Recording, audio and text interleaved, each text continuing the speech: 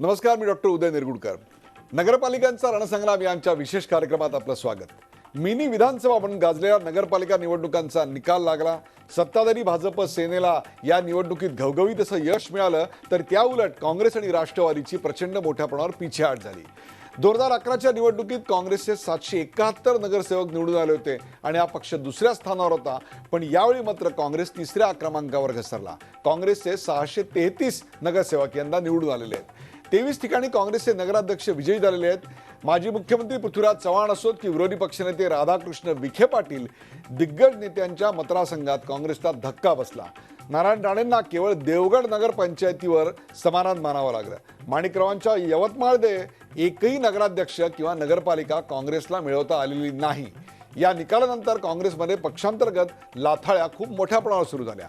पक्षाचे नेते एकमेकांवर पराभवाचं खापर फोडायला लागलेत, काही उघडपणे तर काही खासगीत. उघडपणे बोलायचं झालं तर नगर जिल्ह्यात बाळासाहेब थोरात विरुद्ध राधाकृष्ण विखे पाटील असा सामना चांगलाच रंगलाय. देवगडमध्ये आपल्या मिळालेल्या अल्पशा यशानं काँग्रेसचे माजी मंत्री नारायण राणे यांना देखील चांगलंच बळ आलंय.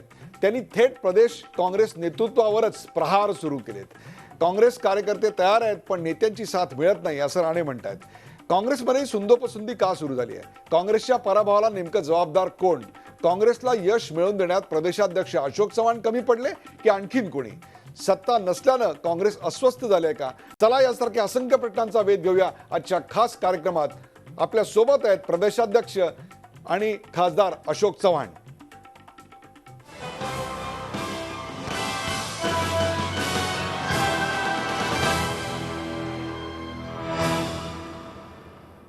रणसंग्रामध्ये आपलं स्वागत. आपल्या सोबत आहेत प्रदेशाध्यक्ष अशोक चव्हाण. अशोक चव्हाण साहेब, आपलं या कार्यक्रमात स्वागत. राणे आणि अशोक चव्हाण यांच्या काय प्रतिक्रिया आहेत ते सर्वप्रथम आधी पाहूयात. 500,000च्या नोटबंदीचा विषय, मराठा आरक्षणाचा विषय किंवा महागाईचा विषय, हे जे अनेक विषय जे आहेत राज्यात, त्या विषय घेऊन काँग्रेसने सरकार विरोधात आंदोलनात्मक उतरलं पाहिजे मैदानामध्ये. ते उतरलेलं दिसत नाही. काँग्रेस आक्रमक होत नाही. घरी बसून विजय मिळवता येत नाही.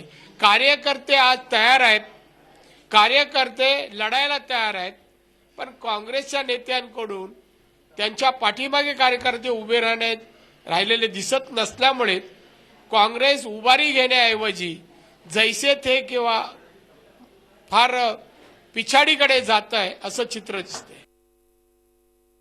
आमची जी राज्य निवड मंडळ आहेत त्याचेही राणेसाहेब सन्मान्य सदस्य आहेत. त्यामुळे निर्णय घेत असताना जी निर्णयाची प्रक्रिया होती ती पक्षातले सर्वच प्रमुख नेते या निर्णय प्रक्रियेमध्ये आहेत. राज्यातले होणारे निर्णय हे सर्व आम्ही राज्याचं निवड मंडळ आहे आणि निवड मंडळाने मिळूनच हे सगळ्या जी काही प्रक्रिया पार पाडलेली आहे. त्यामुळे ह्याच्यातलं अर्थात त्या कोणी व्यक्तिगत दोष द्यायचं काही कारण नाही आहे. अशोक चव्हाण आपल्या सोबत आहेत. अशोक चव्हाण, आपल्या या कार्यक्रमात स्वागत. आपण पाहिलं नारायण राणे यांनी मैदानात उतरलं पाहिजे. घरी बसून निवडणुका लढता येत नाहीत. कार्यकर्त्यांच्या पाठीमागे काँग्रेस उभं राहत नाहीये. काँग्रेस ही जैसे थे काँग्रेस झाली आहे किंवा पिछाडी काँग्रेस झाली आहे. त्यांचे सर्व रोख आहे तो प्रदेश नेतृत्वावर आहे. राणे यांना नेमकं काय हवंय असं वाटतं आपल्याला? नाही, राणेंना नेमकं काय हवंय हे मला माहीत नाही. हे तुम्ही त्यांनाच विचारलं तर जास्त योग्य ठरेल. परंतु आत्तापर्यंत जे काही यश काँग्रेस पक्षाला मिळालं, या गेल्या वर्ष, दीड वर्ष, 2 वर्ष मी अध्यक्षपद भूषवून झालेलं आहे. त्या 2 वर्षामध्ये घरी बसून यश नक्कीच मिळालेलं नाही. म्हणजे या निवडणुकीमध्ये जे दौरे झाले असतील, विधान परिषदेच्या निवडणुका झाल्या असतील, मधल्या काळात मागे विधान परिषदेची निवडणूक झाली, काही पोटनिवडणुका झाल्या. त्यामुळे जे काही यश मिळालेलं आहे हे नक्कीच सर्वच नेते ह्याच्यामध्ये बऱ्याच प्रमाणामध्ये बाहेर उतरले आणि निवडणुका बाहेरच फिरून किंवा प्रचार करून लोकांशी संवाद साधून जिंकता येतात. ते लोकसभेला मी दाखवूनच दिलेलं आहे. माझ्या स्वतःच्याच मतदारसंघात मी सुद्धा दाखवून दिले. राज्यात सुद्धा यावेळेस सर्वात जास्त सभा, जवळपास 24 ते 25 सभा या निवडणुकीमध्ये मी घेऊ शकलो. निवडणुकीमध्ये हार जीत हा विषय आहेच, महत्त्वाचाच आहे, मी नाकारत नाही. परंतु हे मोजमाप मला वाटतं की आत्मपरीक्षणाचा विषय आपण जे बोललो ते प्रत्येकालाच आत्मपरीक्षणाची आवश्यकता आहे की कुठल्या जिल्ह्यामध्ये कारण ह्या निवडणुका जास्तीत जास्त ह्या स्थानिक जे काही राजकीय त्या ठिकाणची जी काही परिस्थिती असेल त्याच्यावर बरंचसं अवलंबून राहतं आणि स्थानिक नेतृत्व ह्याला कशा पद्धतीने ह्या निवडणुका हाताळतं हे महत्त्वाचं आहे. परंतु या निवडणुकीमध्ये सुद्धा बऱ्याचशा लोकांनी खूप मेहनत घेतली, चांगलं काम केलं.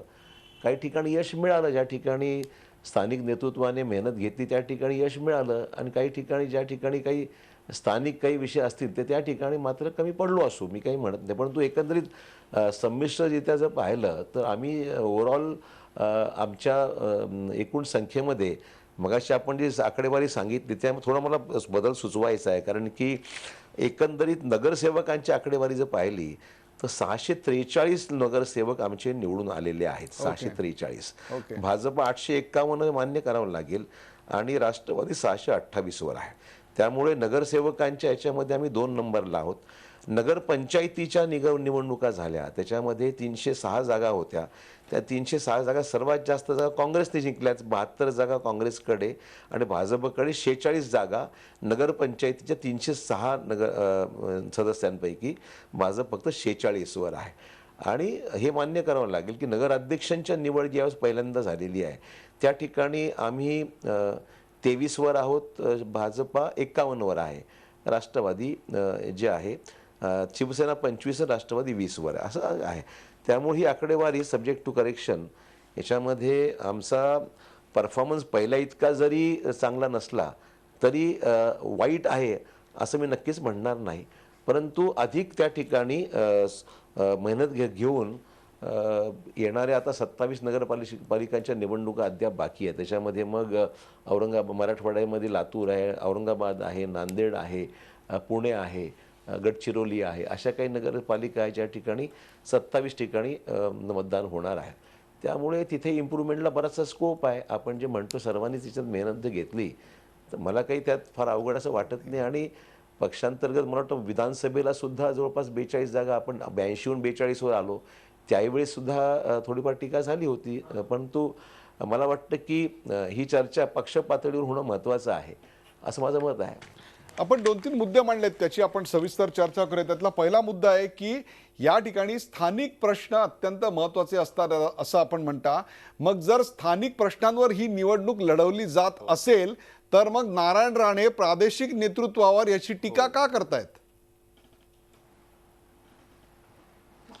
नाही, त्यांनी टीका केली का त्यांनी सूचना केली हे मी सांगू शकणार नाही. कारण त्यांना मी त्यांचं वक्तव्याला मी नेहमीच महत्त्व देतो आणि ते मला खाजगीत भेटतात तेव्हा बऱ्याचशा वेळेस सल्लाही त्यांचा आम्ही घेतो. त्यामुळे नारायण राणे यांचं वक्तव्य पक्षाला मार्गदर्शक ठरेल ना. त्यामुळे काही त्यांचं म्हणणं आम्ही काही आपण माझं म्हणणं की एवढंच आहे की आम्ही सर्वच जण पक्षाचे नेते आहोत.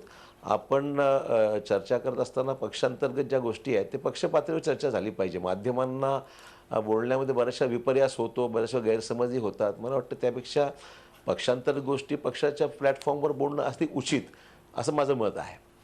पक्ष पातळीवरच हे प्रश्न सोडवले गेले पाहिजेत. पक्षांतर्गत मुद्दे पक्षांच्या अंतर्गतच ठेवले पाहिजेत, माध्यमांकडे जाता कामा नये.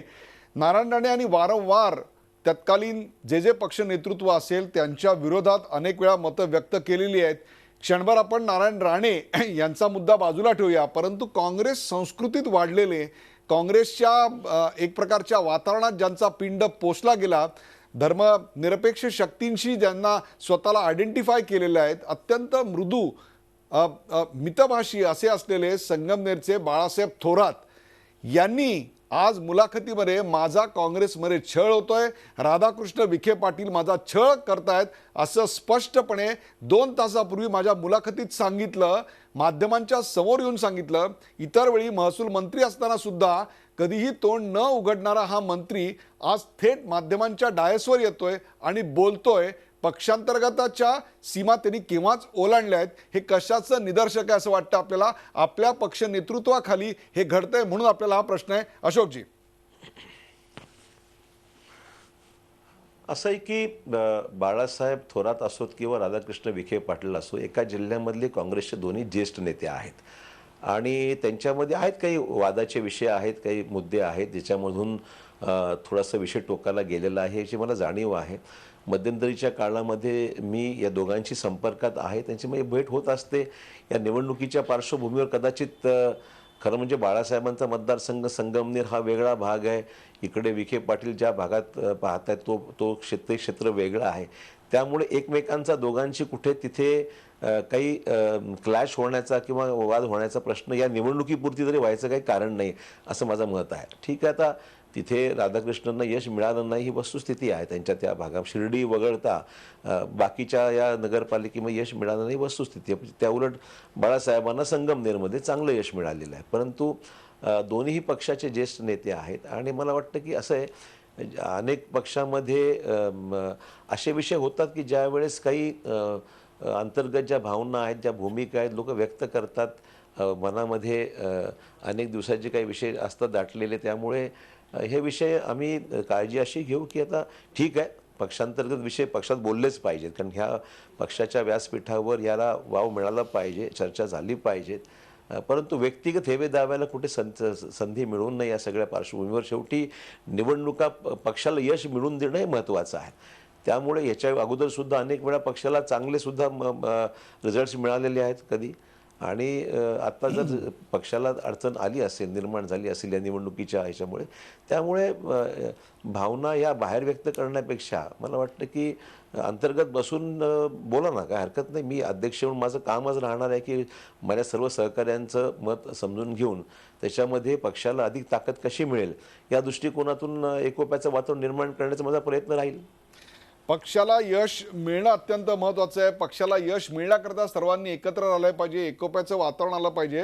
हे अत्यंत आदर्शवादी आपण बोलताय. परंतु आपल्या या संगमनेर विशेषतः या भागामध्ये, नगर भागामध्ये दोन महत्त्वाचे मुद्दे चर्चेला आलेले आहेत.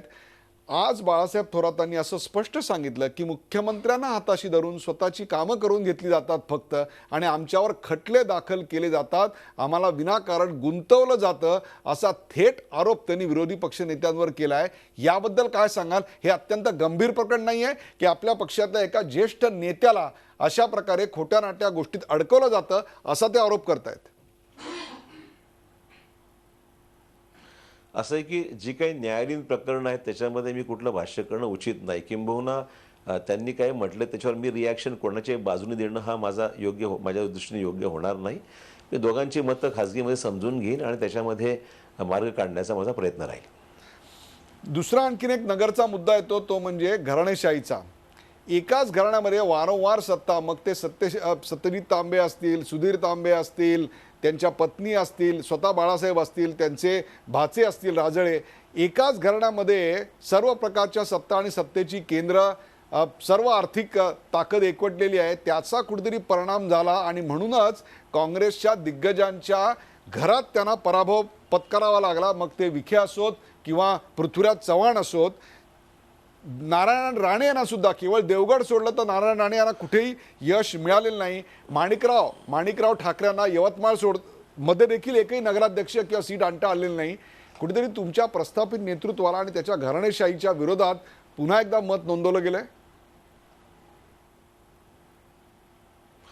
नाही, मी या मताशी सहमत नाही. हा विषय नेहमीच येतो, म्हणजे ज्या वेळेस कुठे पराभव झाला की घराणेशाहीचं कारण पुढे केलं जातं. मला सांग, कुठल्या पक्षामध्ये नातेवाईक मी अर्थात मी त्याचा पुरस्कारता आहे असं मी म्हणणार नाही, परंतु जिथे जनतेने शिक्कामोर्तब केलेलं आहे मग तिथे घराणेशाही चालते. आणि इतर ठिकाणी माणूस पराभव झाला किंवा घराणेशाहीवर पराभूत झाला अशा प्रकारे सोयीचं कारण दिलं जातं. मला वाटतं की लोकशाहीमध्ये प्रत्येकाला निवडणुकीत लढण्याचा अधिकार आहे आणि निवडणुकीमध्ये लोकांनी स्वीकारलं तर ठीक आहे, नाही स्वीकारलं तर मग त्याला पर्याय असू शकतात. परंतु हे सर्व काँग्रेसलाच घराणेशाही लागू आहे कारण, आणि बाकीच्या पक्षामध्ये जे यादी भरपूर मोठी आहे, राज्याच्या देश पातळीवर जी यादी काढली तर फार मोठी यादी आहे. मग फक्त काँग्रेसलाच टीका काँग्रेस सहन करावी असं काही विषय नाही. तुम्ही इतर पक्षातल्या सुद्धा ज्या काही एकमेकांचे नातेवाईक संबंधित लोक आहेत याची यादी फार मोठी तपासून पहा तुम्ही. त्यामुळे हे काही कारण निश्चित आहे असं म्हणणार नाही. हा, कार्यकर्त्यांना संधी मिळाली पाहिजे या शंका नाही आहे. एकाच घरामध्ये किती लोकांना संधी द्यायची याचे काही विषय आहेत, मी मान्य करतो याच्यामध्ये. परंतु जिथे निवडून येण्याचा निकषाचा पात्रता असेल आणि निवडून येण्याची शक्यता असेल आणि लोकांना तो हवा असेल त्यात गैर असं मला वाटत नाही आहे. विधिमंडळामध्ये विरोधी पक्ष नेत्याची पहिल्या दिवसापासून भूमिका अत्यंत संशयास्पद होती. अध्यक्षाच्या निवडीपासूनचा आत्तापर्यंतचा सगळा इतिहास आज बाळासाहेब थोरातांनी कथन केला. कुठेतरी हे अतिशय अतिशय चिंताजनक आहे. असं नाही वाटत की एखाद्या आपल्या पक्षाच्या धोरणाबद्दलच त्याच्या निष्ठांबद्दलच शंका घेतली जाते आहे. ह्याच्यातून कार्यकर्त्यांमध्ये काय मेसेज गेला, सर्वसामान्य जनतेमध्ये काय मेसेज गेला? असं आहे की मी माझं व्यक्तिगत मत आहे की ज्यांना जे आक्षेप आहेत त्यांनी माझ्याजवळ जरूर बोलावेत आणि माझ्या पातळीवर एखादा विषय त्यांना वाटत असेल की मी ते सोडवण्यामध्ये कमी पडत असेल तर पक्षाचं नेतृत्व स्तरावर त्याची योग्य दखल करून देण्याची माझी जिम्मेदारी राहील, हे मला मुद्दाम सांगितलं पाहिजे.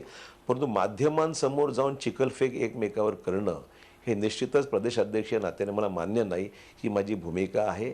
खरं असेल खोटं असेल जे काही असेल ते ह्या दोन्ही बाजू ऐकून घेऊन त्याच्यामध्ये पक्ष नेतृत्व जो निर्णय घेईल त्या निर्णयाशी मी सहमत राहील. त्या पद्धतीने काम करण्याची माझी भूमिका आहे.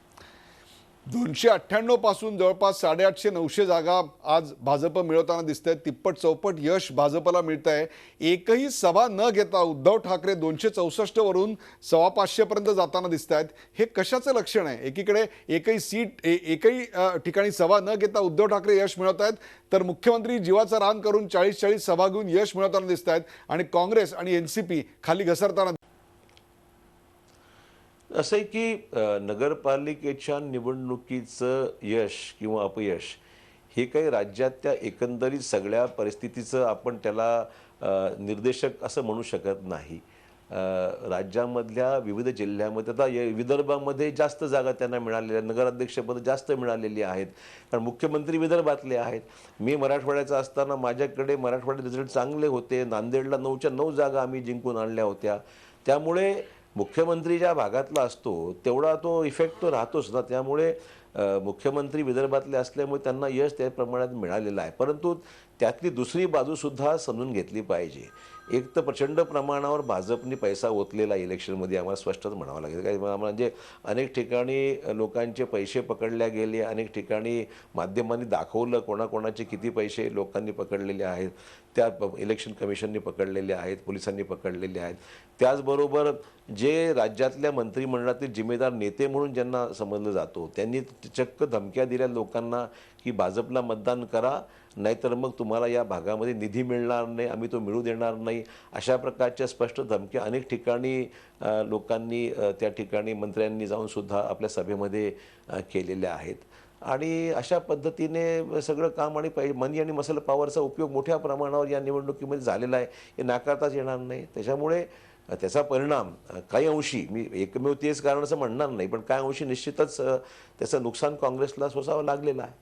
नांदेडमध्ये विधान परिषदेच्या निवडणुकीच्या वेळेला सर्व पक्षांनी एकत्र येऊन तुम्हाला घेरलेलं होतं.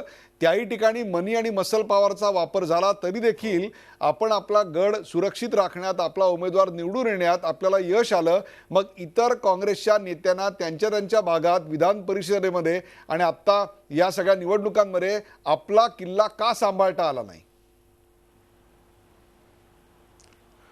असं आहे, एक तर नांदेडला कुठले मनी पॉवर मसल पॉवर काँग्रेसने वापरण्याचा प्रश्नच नाही, कारण आमच्याकडे बहुमतच होतं. म्हणजे विरोधकांनी वापरली असं म्हणतोय मी. चिन्हावर निवडून आलेल्यांची संख्या, मी विरोधकांचं म्हणतोय, विरोधकांनी एकत्र येऊन म्हणजे त्यांनी तर सर्व एकत्र आणले होते ना.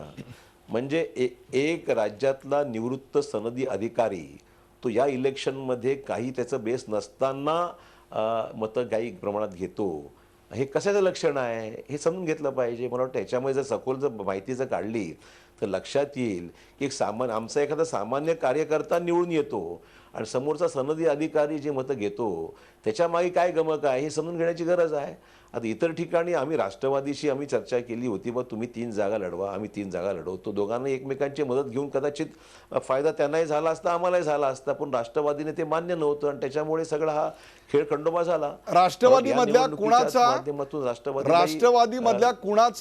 कुणाची आडकाठी होती असं वाटतं आपल्याला?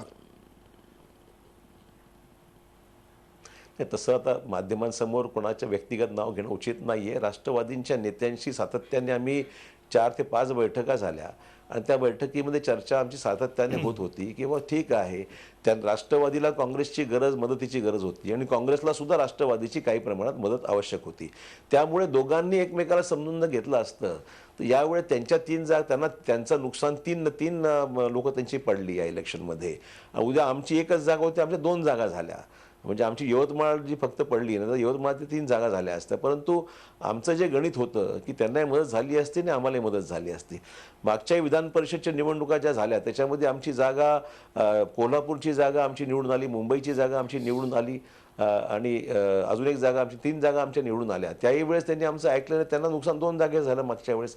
त्यामुळे कुठेतरी कसं आहे की जिथे कोअलिशन पॉलिटिक्स आहे त्या ठिकाणी कुठेतरी समजदारीने घेऊन एकमेकांना मदत करण्याची भावना आमची तरी आहे.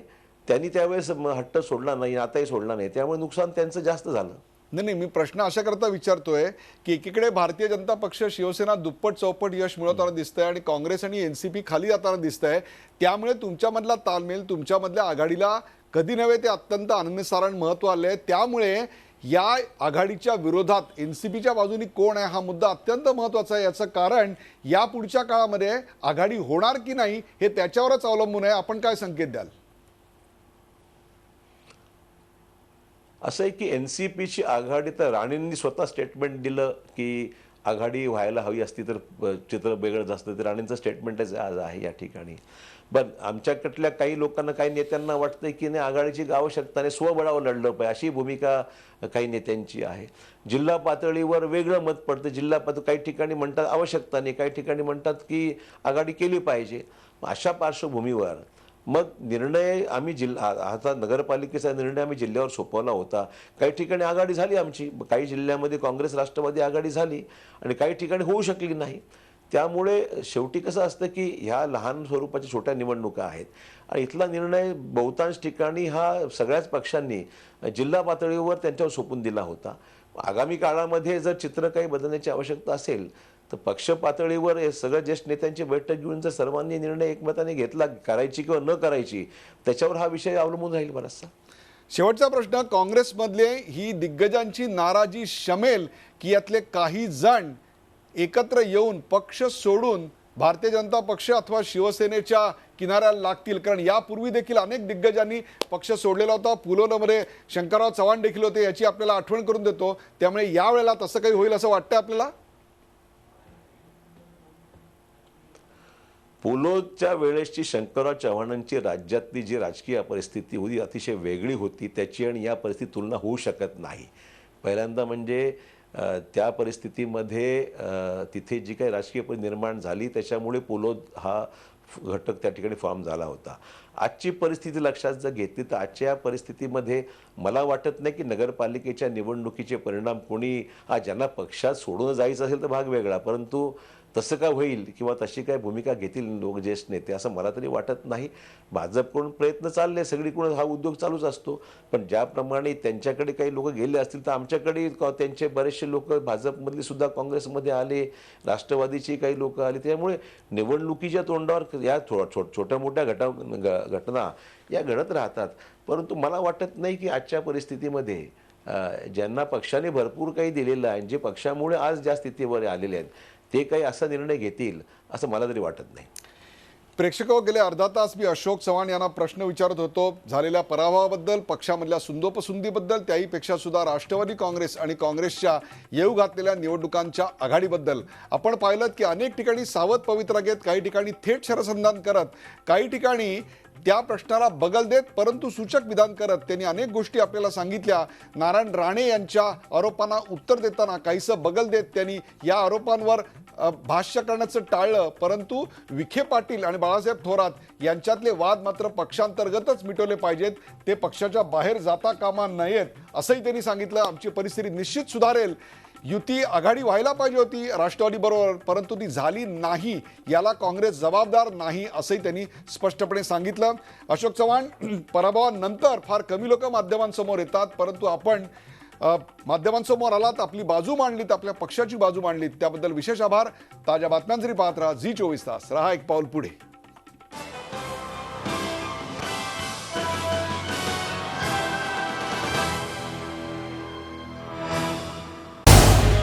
झी 24 तास रहा एक पाऊल पुढे.